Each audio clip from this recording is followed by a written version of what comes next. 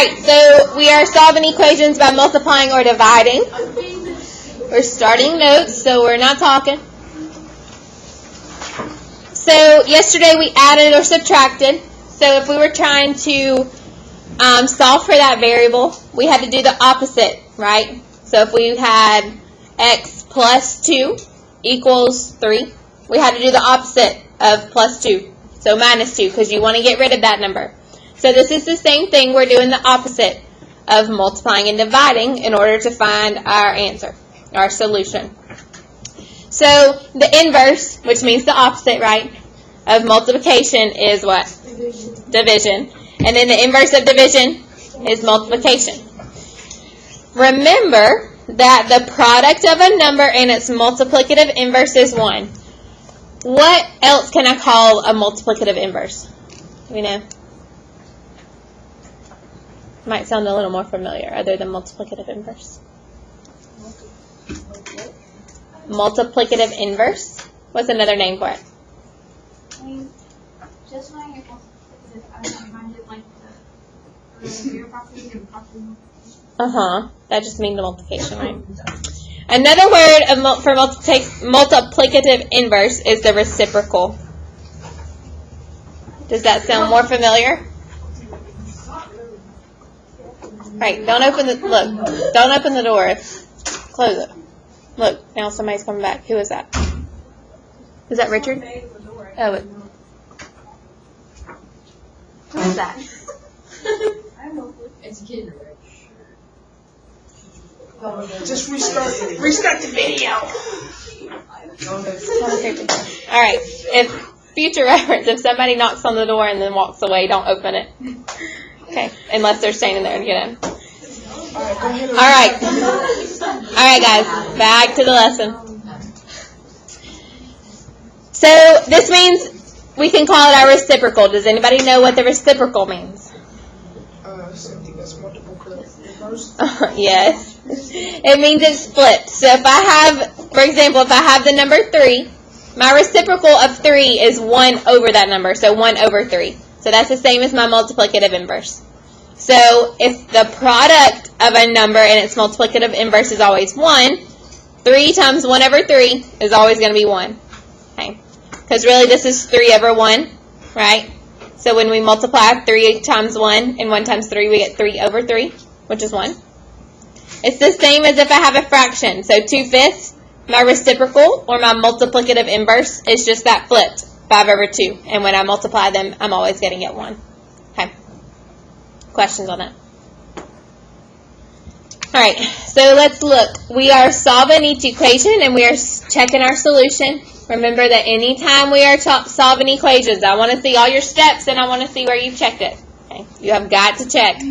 Check, check, check. So I've got 5c equals negative 65. What does 5c mean? 5 times C. 5 times c. So if I'm trying to get c by itself, how can I do that? Divide by 5. Drew. Why do I need parentheses? Okay. But how do I get c by itself? Could you divide 5 on both sides? Divide 5 on both sides, right? Because then, remember, I'm trying to get c by itself. So I want to get 1c, or c. So 5 divided by 5 gives me 1c, which I can just write as c. 65 divided by 5 it would be negative 13. You need negative 12. Negative 12 is Negative 13. I know it's going to be a negative because I'm dividing a negative and a positive. So my answer is c equals negative 13. So remember, you are doing the opposite of whatever you have here. I have 5 times c. So in order to get a just c by itself, a 1c, I'm doing the opposite. So I'm dividing. Yesterday when we were adding and subtracting, we found that if I was adding a number to both sides in order to maintain equality, that was called what? What property was that? Do you remember? The addition property of equality, because I was adding numbers to both sides. If I was subtracting numbers from both sides to maintain equality, It was the subtraction property of equality.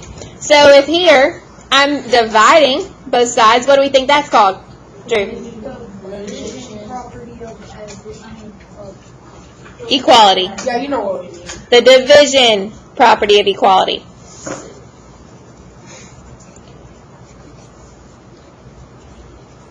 So if I'm dividing by both sides, that's the division property of equality. So I found that C equals negative 13. Now I want to check my answer. So I'm still just using my original equation. 5C equals negative 65. And then I'm checking it, so I'm just doing what? 5 times negative 13. I'm just plugging it in. So 5 times negative 13 equals negative 65. What is 5 times negative 13? Negative 65. Negative 65. So it checks out. Questions on that one?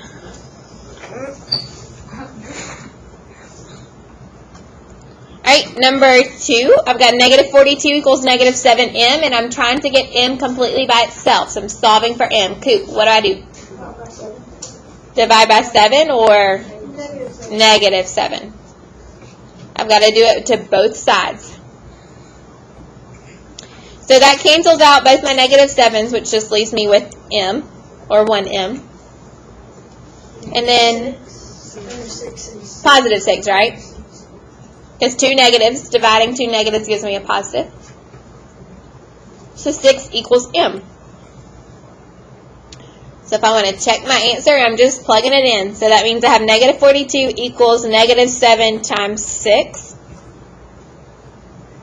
What is negative 7 times 6? Negative 42. So my answer is correct. Not too bad.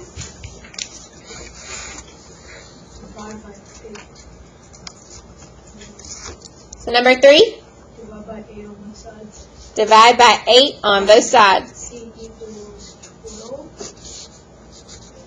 96 divided by 8? 12. Why does it say 12.00? It's just how I have my calculator set up in decimal form. So if P equals 12, that means I want to check it. So I have 8 times 12, 96. Is that true? Yes. Yes. So my answer is correct.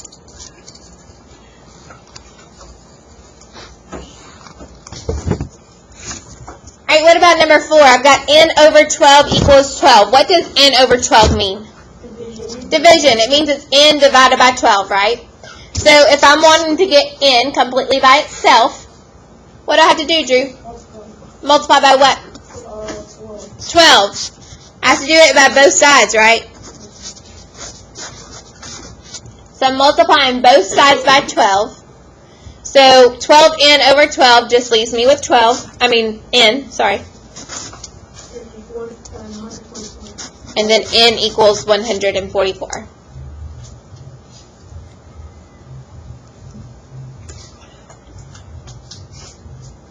I guess Mr. Ray's watching a movie or something. Alright, so if I want to check it, I'm just going to plug in 144 for n. So that means I have 144 divided by 12 equals 12. What is 144 divided by 12? 12. So my answer is correct. Ooh, that's a bad check mark.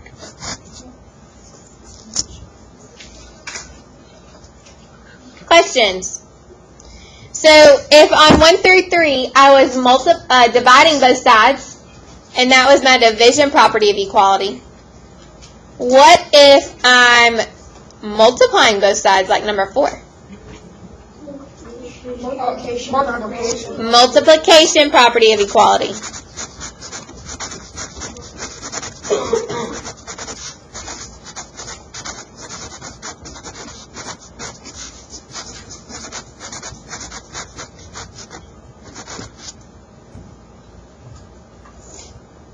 So if I'm adding numbers to both sides to maintain equality, it's the addition property of equality. If I'm subtracting from both sides, it's the subtraction property of equality. If I'm multiplying both sides, is the multiplication property of equality. And if I'm dividing both sides, it's the division property of equality. So those should be pretty easy to remember. Alright, what about number 18? I'm solving for t. So what do I have to do?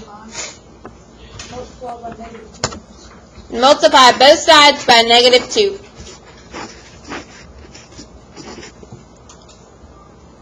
So then that just leaves me t on the right side. Negative 36.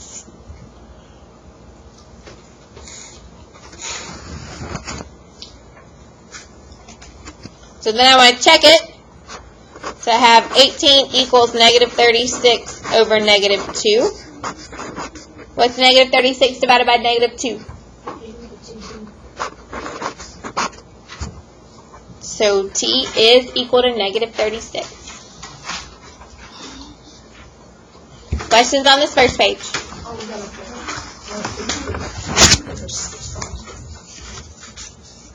Sure, you want to. Do number 6 by yourselves? No. We do the rest by ourselves? No. 7 and 8 is a little tricky. And 9.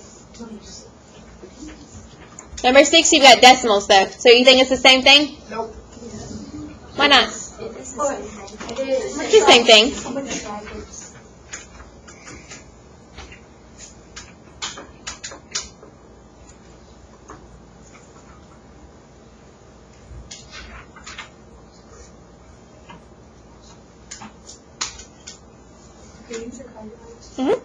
You can use calculators.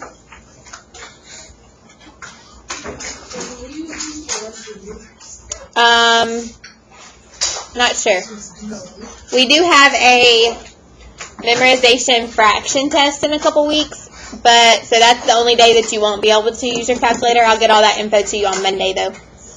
But from here on out, until I say so, other than that day, it's going to be on a Friday, I think. I think it's the Friday before we go to... It's either the Friday before Dolphin Island or the Friday before Thanksgiving break. Can't remember. No, because Dolphin Island's the 24th through the 26th of this month, right? Yeah. No. So it's the Friday before Thanksgiving break. Yes. Alright, so what am I doing to solve for h? What's my first step? You divide by 0.6 on both sides, you cross it out, and h equals 3 is 1.8 divided by 0.6. Good. So h equals 3. I'm dividing both sides by 0.6.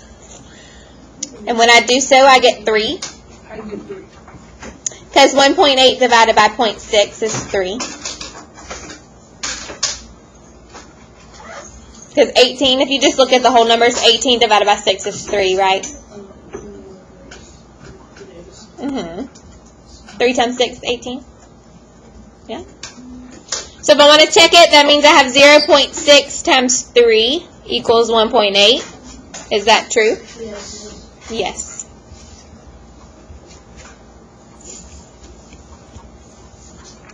Number 7 is a little bit different. I've got a fraction. So I've got negative 3/4 times k. That means multiplying, right? Times k equals 12. So if I want to solve for k, how do you think I'm going to do that? Andrew? Divide. Side note. If I am dividing fractions, what does that mean I'm doing? That means I've got to keep, change, flip. So let's see how that works. If I have negative 3/4 divided by negative 3/4, I have to keep, change, flip. So that means I have negative 3/4 times, flip it. So negative 4/3, right? Somebody look at this and tell me what these two numbers are called. Andrew. Multiplicative inverses. So the multiplicative inverse of negative 3/4 is negative 4/3. Which when I multiply my multiplicative inverses in a number, what do I always get? 1. Right? 3 times 4 is 12. 4 times 3 is 12, which is negative 12 over 12. Or positive 12 over 12, which gives me 1, right? So if I know that I'm dividing by a fraction, I'm wanting to get 1 here, right? So can I just skip all this and know that I've got to just multiply by its multiplicative inverse? Yeah. So that's what we're going to do. Instead of actually dividing by negative 3/4, we're just going to multiply by its multiplicative inverse. So that means I'm going to multiply both sides by negative 4/3. Because remember, whatever you do to one side, you have to do to the other side. But why would you do x times negative 3/4? Because I have to do the same exact thing that I do to one side as I do to the other. So on this side, I multiply by negative 4/3, so that means I have to do the same exact thing on the other side. So since you already have negative 3/4, you got to flip it. Because look, even if I multiply 12 times, divide, 12 is 12 over 1, right? Yeah. So if I'm dividing that by negative 3/4, I'm still dividing fractions. So I still have to keep change flip. So that means I still have 12 over 1 times negative 4 over 3, which is the same as multiplying by its multiplicative inverse. Does that make better sense? Alright, so when I do that, I know that my multiplicative inverse, that gives me 1. So these cancel and it leaves me with a k. And then I have 12 times negative 4 over 3. So that gives me negative 48 over 3. But can't I simplify that? Yep. What is it? 16. 15. 16, but is it positive or negative? Negative.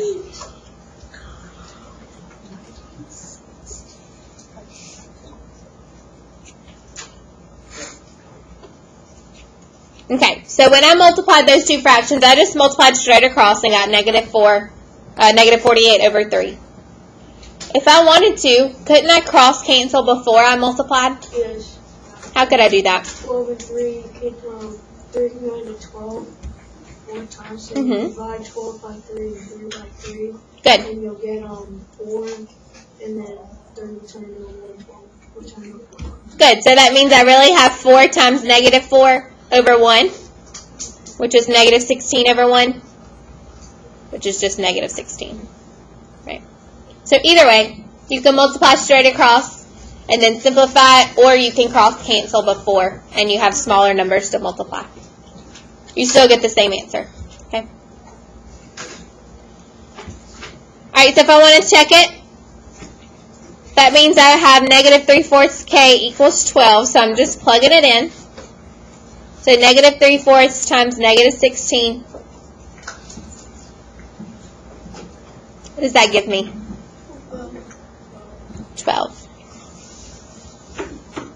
So 12 equals 12. Questions? Are we completely confused? No? Yeah? Okay, let's do this number 8 because it's similar. Yeah. So you said for negative 34 or 3/4, you can flip negative 4 and 3. And Because that's their reciprocal. That's their multiplicative inverse. Remember on the front page? The product of a number and its multiplicative inverse is always 1. So that's just like my example right here. I had 2/5. So I multiply that by its multiplicative inverse, which is 5/2, and I get 1. We just had 3/4. So I had negative 3 over 4, and its reciprocal was negative 4 over 3. So when I multiply them, I get 1. Wait, so it could be like 5, 6, and then 65. Yeah. Yep. You're just flipping your numbers to get that multiplicative inverse. Okay. All right. Number 8. So I've got 36 equals 3 over 5m. So what am I doing? By 5/3. I'm multiplying by that multiplicative inverse. So that means I'm just switching the order. So I'm multiplying both sides by 5/3. Because 3/5 times 5/3, that gives me 1. So that gives me exactly what I'm looking for. It's just M. 1 M. Okay. So M would be 60. Yes. Because then I have 5 times 36. Or either I can cross cancel either way. Right? So I get 60. So you can either multiply 5/3 times 36 over 1. And you can get 180 over 3. Which equals 60. Or you can cross cancel. And you can say 3 goes into 36 how many times? 12. So then you have 5 times 12, which is 60 over 1, which gives you 60 again. Whichever way you prefer. So if I want to check it, that means I have 36 equals 3/5 times 60. So then, what do I get? 36 equals 36, because 3 times 60 gives me 180, divided by 5, which gives me 36. I can plug all this in my calculator, right? So I could do this whole step right here as 1. 3 over 5 is really just 3 divided by 5, right? So I could do 3 divided by 5 in parentheses, and multiply that by 60. And it gives me 36. Or you can use your fraction button. Either way. Good? Any questions? Alright, what about number 9? I've got M over negative 3 equals negative 5 minus 18. What do you think my first step here is? Drew? Okay. Why divide? I don't know. Elizabeth. Multiply. But what do I want to do right here first? I want to simplify that, right? So that it gives me just one number. I can combine these constants. So if I do that, I still have M over negative 3. What's negative 5 minus 18? What would you multiply We haven't got there yet, yeah. We added first, or we subtracted. Because we want to combine all of our like terms before we solve for M. So once I do that, I get M over negative 3 equals negative 23. And now I want to multiply. Because this is M divided by negative 3. So to get M by itself, I have to do its inverse, or its opposite. So that's why I'm multiplying. So I'm going to multiply both sides by negative 3. So that gives my 3's canceled. Leaves me with M. And equals 69. 69.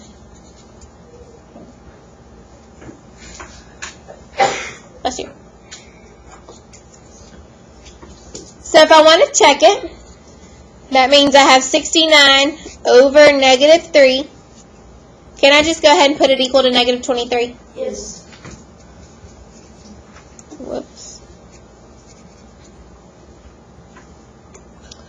So what is 69 divided by negative 3? Negative 23. And it checks out. Any questions? Alright, so your homework is page 196, numbers 12 through 40.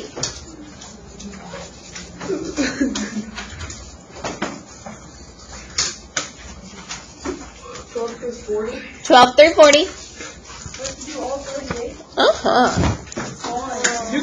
Remember, you have to solve and check. Solve and check. That's only 38 plus 38.